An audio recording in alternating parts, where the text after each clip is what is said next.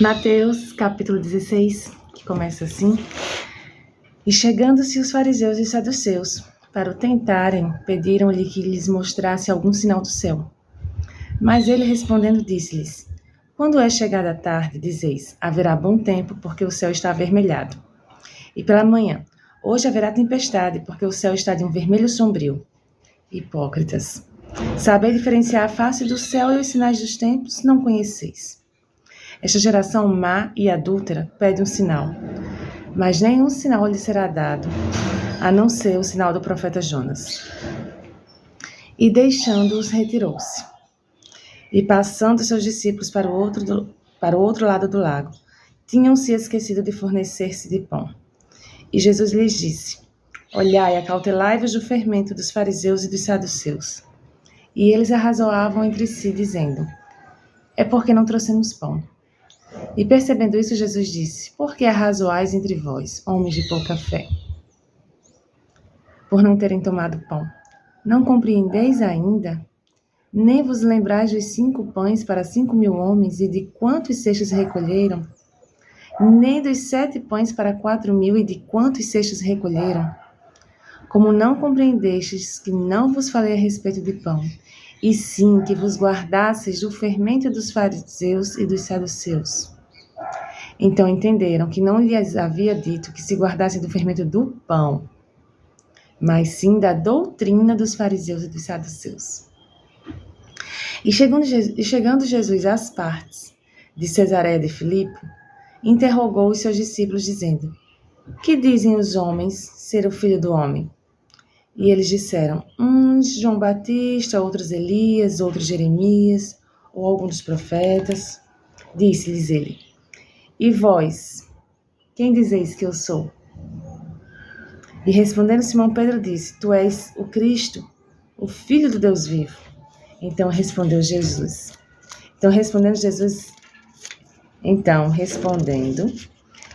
lhe disse: Bem-aventurado és tu, Simão, filho de Jonas, porque não foi a carne nem sangue que te revelou, mas o meu Pai que estás nos céus.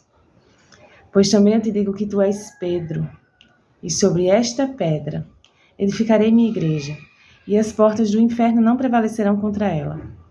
E eu te darei as chaves do reino dos céus, e tudo o que ligares na terra será ligado nos céus, e tudo o que desligares na terra será desligado nos céus.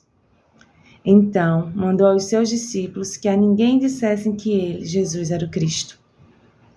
Desde então começou Jesus a declarar aos seus discípulos que lhe convinha ir a Jerusalém padecer muito dos anciãos, dos principais, dos sacerdotes e dos escribas, e ser morto e ressuscitar ao terceiro dia.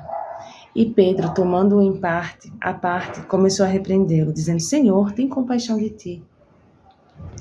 De maneira nenhuma isso te acontecerá. Ele, porém, voltando-se, disse a Pedro: Para trás de mim, Satanás, que me serve de escândalo, porque não compreendes as coisas que são de Deus, mas só as que são dos homens. Então Jesus disse a seus discípulos: Se alguém quiser vir após mim, negue-se a si mesmo, e tome sobre si a sua cruz, e siga-me. Porque todo aquele que vier salvar a sua vida, perdê-la-á. E todo aquele que perder a sua vida por amor de mim, achará-a. Pois que aproveita o homem ganhar o mundo todo, se perder a sua alma? Ou que dará o homem recompensa da sua alma? Porque o Filho do Homem virá na glória de seu Pai com os seus anjos. E então ele dará a cada um segundo as suas obras. Em verdade vos digo que alguns há dos que aqui estão que não provarão a morte até que tenham visto o Filho do Homem vindo em seu reino. Amém? Pedro. Primeiro, versículos antes, ele reconhece, através do Pai, através do próprio Deus, que Cristo é o Senhor. Aí recebe aquela palavra que Jesus fala que sobre essa rocha, né? Sobre essa vida de Pedro.